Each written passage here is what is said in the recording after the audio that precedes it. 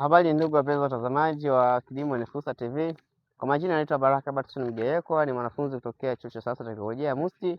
Lakini leo kutokana na changamoto nyingi za wakulima kutopata mikopo ya kilimo, lakini leo nimekuja na somo ambalo litakufundisha namna gani ya kupata mikopo ya kilimo. Yaani vigezo vipi ambavyo vitakupelekea upate mikopo ya kilimo kwenye benki au taasisi yoyote ile hapa Tanzania au dunia yote.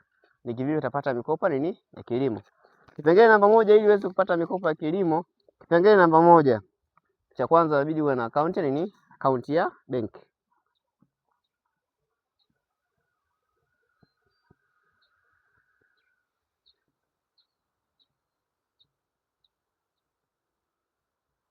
Cha kwanza uwe na akaunti ya benki. Sasa akaunti ya benki ni kivipi? Nasema uwe na akaunti ya benki. Kipengele namba moja ni kwamba hii akaunti ya benki itumike kuweka hela ambazo zote unazipata kutokana na shughuli za kilimo. Let's say account hiyo sio lazima iwe benki moja, inaweza kuwa na CRDB, CRDB au unaweza kuwa na NMB au unaweza kuwa na NBC au unaweza kuwa na account yote ile hapa Tanzania ambazo zinatumika. Kuna hii ya Zanzibar, commercial benki, na kuna benki ya Posta, TPB benki na benki nyinginezo nyingi. Pengine namba moja uwe na akaunti ya benki. Sio lazima akaunti hizi ambazo nimesema za benki CRDB, NMB au NBC, hapana, bali benki yote iliyopo rasmi hapa nchini Tanzania. Ni kwa nini nakwambia uwe na akaunti ya benki? Akaunti ya benki itumike kuweka hela ambazo zile zote unapata wapi? Kwenye shughuli za kilimo. Let's say umeuza, unataka weke savings zako zote, weka kwenye akaunti ya benki. Maana hiyo inamaanisha uwe na uteja na benki yoyote ile. Haya, pengine namba mbili, uwe una deposit. Yaani ukipata hela ya mavuno, ile hela ya mavuto, hela ya mavuno, uwe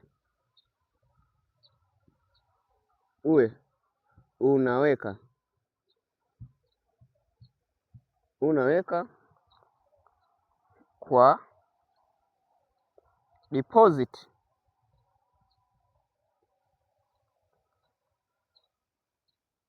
deposit ya zao.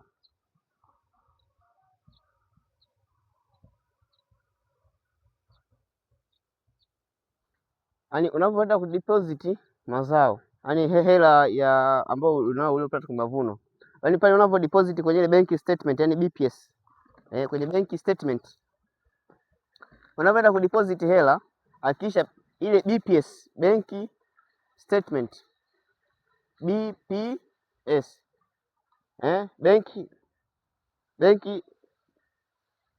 BPS, hii bank statement, yaani ile karatasi ya kujazia ya kwamba unaingiza hela wa deposit, si ndio? Hapa chini kisha unaandika labda mauzo. Hapa pale sema unasema deposit, yaani unaingiza hela ya nini? Andika mauzo labda mauzo ya mazao husika, mauzo ya mazao husika kwenye BPS pale. Na kisha keshia anapokupatia risiti ile imeandikwa kwamba risiti hii ni kwa ajili ya mauzo mazao fulani.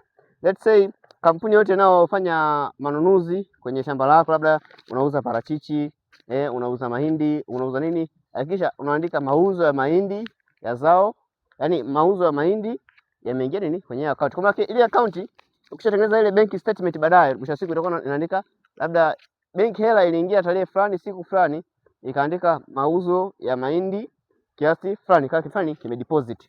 Sasa ukiwa una deposit hela, uwe unaandika mauzo ya zao fulani, labda sema mauzo ya mahindi, mauzo ya parachichi, mauzo ya korosho, mauzo ya labda karafuu, kahawa na vinginevyo vingi. So kitu kipengele namba 2, unapo deposit hela kwenye benki, hakikisha umeandika mauzo ya zao husika.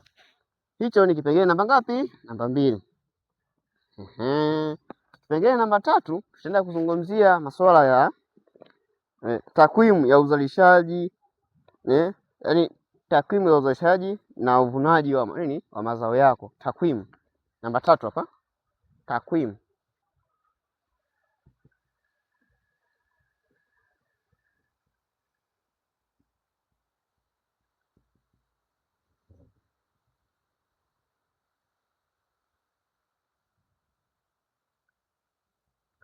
wewe mkulima hakikisha unaandika takwimu za uzalishaji na uvunaji shambani kwako. Yaani uwe una mazoea ya kuandika, uwe na daftari linaandika takwimu za uzalishaji na uvunaji wa mazao shambani. Let's say wewe kwa kila mwaka unazalisha labda yani unalima labda shamba la eka 10, si ndio? Ukilima shamba la eka 10, hakikisha uwe na takwimu za uvunaji wa shamba hilo. Ni kivipi? Yaani takwimu za uvunaji ninachomaanisha ni kwamba kwenye eka 10 unavuna gunia ngapi? Kwenye eka 10 unavuna tani ngapi za parachichi? Au kwenye eka 10 unavuna kiasi gani cha maembe? Lazima uwe na zile takwimu. Kila mwaka lazima uwe na tabia ya kuandika takwimu za mavuno na takwimu za uzalishaji kwenye shamba lako. Yaani usipokuwa ukiandika takwimu za uvunaji na uzalishaji, kwamba hata benki wakija wanakuja pale au taasisi yote ya mikopo ikija inaangalia, je, huyu mkulima tunampa hela sawa, lakini je, ana takwimu zipi za uzalishaji na uvunaji wake? Anazalisha kiasi gani? Anavuna kiasi gani kwa mwaka? Je, anavunaje? Hivyo basi kupitia ukiona zile takwimu sasa, maana yake umeandika kwenye daftari lako, si ndio? Itakuwa wewe ni rahisi kupata mkopo, kwa sababu zile takwimu zitakuwa zinaweza kumsaidia yule afisa wa mikopo ambaye amekutembelea nyumbani kwako. Hivyo basi kupitia takwimu za uzalishaji na uvunaji zitakupelekea wewe kuwa na sifa mojawapo, yani ni ya kuweza kupata mikopo. Hii ni sifa namba ngapi? Namba 2. Sifa namba 1 tumesema uwe na akaunti ya benki. Sifa namba 2 uwe na hela unavyo deposit kwenye akaunti. Lazima uandike hela hii na deposit labda ni mavuno ya kitu fulani. Mavuno ya mahindi, mavuno ya maharage, mavuno ya parachichi, mavuno ya korosho na kadhalika. Lakini kipengele namba 3 lazima uwe na takwimu ya mavuno. Ukishakuwa na takwimu ya mavuno inakuwa kwako ni rahisi kuweza kupata huo mkopo. Kipengele namba 3, ripoti za shughuli za shambani. Ripoti. Namba 4, kipengele namba 4, ripoti. Ripoti ya shughuli za shambani. Ripoti ya shughuli za shamba.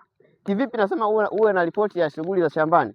Ni kwamba wewe kila pale unapofanya shughuli za shambani, let's say leo napeleka wafanyakazi shambani labda wafanyakazi 7, si ndio? Lazima uwe una ripoti kwamba wafanyakazi hawa 7 nimewalipa kiasi fulani na nimepalilia shamba hilo tarehe fulani. Kwa maana unaposema una ripoti za shughuli za shambani kivipi? Kwamba ile hela ukisha deposit benki, si ndio? Lazima utakuwa ina matumizi yake. Ni kwamba benki wanataka kujua, je, ukiwa unataka mkopo labda milioni 10, matumizi yake ni yapi? Kwa maana sasa ukienda kupeleka ripoti ya shughuli za shambani, tayari unakuwa umerahisisha kazi, kwamba kwa mwaka wewe mtu unatumia kiasi fulani cha pesa, na kwa mwaka wewe una uwezo wa kutumia kiasi fulani. Kwa hivyo basi kulingana na mkopo unaoomba, benki wanaangalia kumbe mtu huyu kulingana na mkopo anaoomba na kulingana na vitu ambavyo anavyo, kiasi hiki cha mkopo fani kinamfaa au kinafanya nini, kinamtosha. Hiyo basi itamsaidia mkulima ama itamsaidia mtu afisa mikopo yeye kuweza kujua kwamba mtu huyu anatumia kiasi fulani cha pesa, mtu huyu kiasi fulani cha pesa kinamtosha na kitamfaa. Hivyo ndivyo tunavyoangalia mikopo ya wakulima, ama mtu mkulima awe na vigezo vya nini vya kupata mikopo mikopo ya kilimo. Kwa mikopo ya kilimo lazima uwe na akaunti ya benki, uwe na hela ya mavuno inayo deposit yaandike kwa jina husika, yani yaandike kwa jina la mazao husika unao deposit, takwimu za uzalishaji na uvunaji, lakini uwe na ripoti ya shughuli za shamba. Tunaendelea tena kuangalia kipengele namba 5 ambacho kinasema nini? Shamba liwe na hati miliki. Shamba liwe na nini? Liwe na hati. Shamba.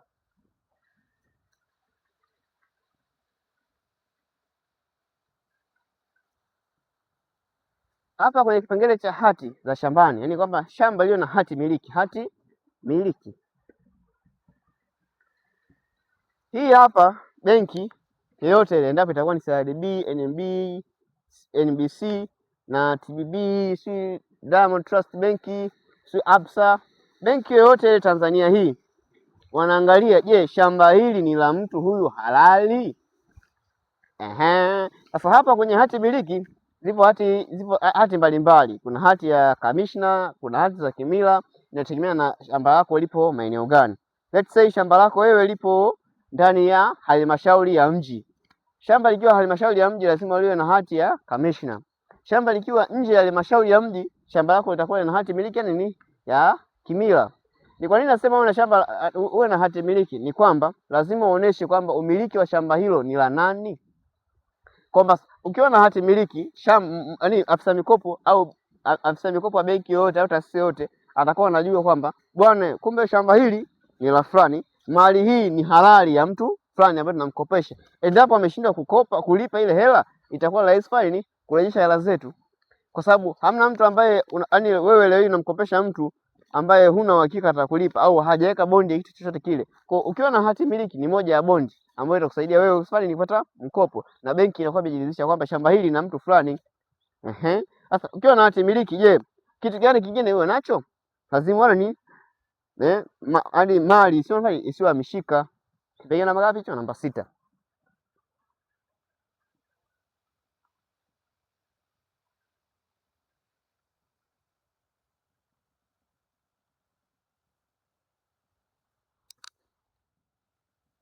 Mali isiyo hamishika yenyewe ni yenye hati nini?